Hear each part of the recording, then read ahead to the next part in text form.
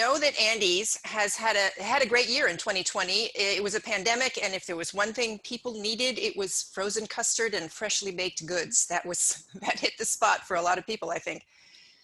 So tell me a little bit about the magic of 2020. I know you're very aware of the fact that you guys did pretty well and others didn't, but what was it that you felt really made it work for you guys last year? Yeah, and we think a lot about the folks that didn't do so well either. We have a lot of friends in the restaurant business, and it's certainly a challenging year for no question. And for us, it was not an easy year, but it turned out well. And there was a lot of challenges, a lot of fear early on, and all that kind of stuff that we dealt with. But overall, I think that America was looking for comfort in a time of very uncomfortable, and Andy's brought that, and we have the drive-through in all of our locations, and so it was very easy for people to get out of the house, go to the drive, go to the Andy's, and go through the drive-through. We even have walk-up windows. Now there was definitely a push towards more drive-through, and when we seen all this happening, we realized quickly that we had, the offside of it was we got better at what we did. We got better at running a drive-through and being able to wait on people faster. And the drive-through for us is a challenge because we're dealing with a product that melts, and it melts fast. And so, but no, it was an incredible year. We were up over 16%. How did the drive-throughs come about? Because this is something that was already built into Andy's plan, right? You guys became drive-through long before the pandemic. Is that right? It was, and it's an interesting story. Our very, very first location in 1986 in a small town in Osage Beach, Missouri, we opened at the end of an end cap, a strip center. There was no drive-through whatsoever, and we opened that, and we quickly grew to a location in Springfield, Missouri, and we opened that location in the spring of 1987. And when we opened that store, we had 3 walk-up windows and a drive-through, and we did not open the drive-through the day we opened that store. We wanted people to come up, experience our product, experience how it's being made. We're very transparent. People trust our concept. They can see the product being made right in front of them. And we wanted that. Because not everybody understands what frozen custard is. Some people have even thought of it as a frozen pie on a stick, or something like that. What is this stuff,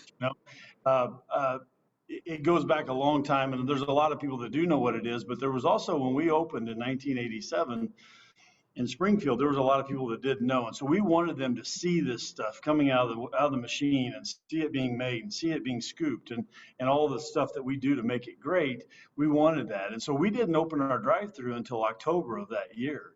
But we knew, my dad was the vision on it, and he knew that, times are changing.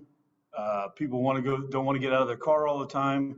There's a lot of mothers that have 3-year-olds that are sleeping in the car seat, that if they could go through Andy's and get an Andy's, they would. But if they got to wake up Johnny in the back seat, count it out. And so we realized that, right? And so that's how we started the drive-through, and it grew. And so as we grew and we had drive-throughs, and from then on, every store we opened had a drive-through. And we started from day one. And probably in the early 90s, we realized that one of our problems, because we didn't have a speaker box. And again, I go back to, and I don't want to get too deep in the weeds here on this, but as far as our product melts, and so from the time that product is made, we want it to be in the customer's hands within 60 seconds.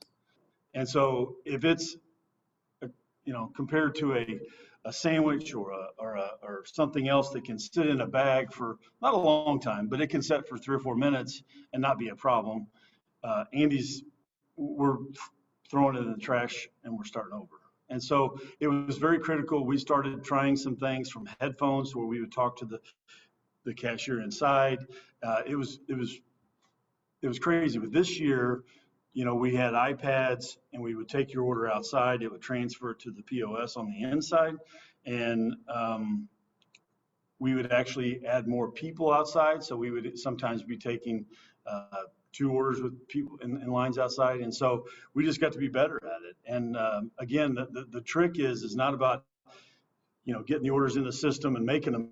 It's making them in the right time and where people are there to grab them. So other people have technology challenges, but yours is about melt proofing your your product. You've got to. That's right. And so with, with the beating the clock in the drive-through, you also have the challenge of delivery, which is during the pandemic, something that, everyone turned to. Did Andy's as well? And are you going to be leaning into that? Well, we experiment, and we are experimenting. We have stores, there's, I think, 6 stores that we are trying the delivery with. And we are only doing it with, we call our Andy's Anywhere product line, which is pints, quarts, stuff that is frozen hard. And I think but I don't know that we'll ever see us delivering a chocolate shake, or delivering a hot fudge sundae. We're too concerned about the product quality of Andy's frozen custard and how it's going to get to that consumer, and dealing with that. And if you've never been to Andy's and you've heard about it, and you order Uber Eats and they bring you a hot fudge sundae that's all melted, we think about that, right? So what are your plans for growth now? I know you're about 35% company owned, right? With these Yep, 100 units? that's correct. Yep. So, it's all about quality for us. It's about finding the right people in the right locations, and the right situations. But we would like to grow it probably 15 to 20% a year. We have quite a few stores in development currently that would open over the next 18 months. And I think that's our goal, is we want to continue to do that, and learn from our mistakes. We would love to see an Andy's on every corner in all the great neighborhoods in America. And I think that at some point we can get there. But things change, and you learn things as you go along. And, this is a family business that we've kind of figured things out as we go along. And so we want to continue to do that and make sure we don't make any missteps. Do you have kids? We do. We have 3 kids. One of them, so we have 2 daughters. One's oldest, one's youngest, and a boy in the middle. So the oldest daughter has worked at the stores. She worked in Springfield, and then she also worked at our stores in Kansas City, and then also in Phoenix, Arizona for a franchisee. And then my son currently works in our Springfield stores. And So so, third generation coming? yeah, I think probably so. Yeah, we have no intentions of doing anything with it. This is what we love, and what we enjoy doing, and we're very proud of our brand and our concept, and we have no intentions of, growing it to sell it or anything like that.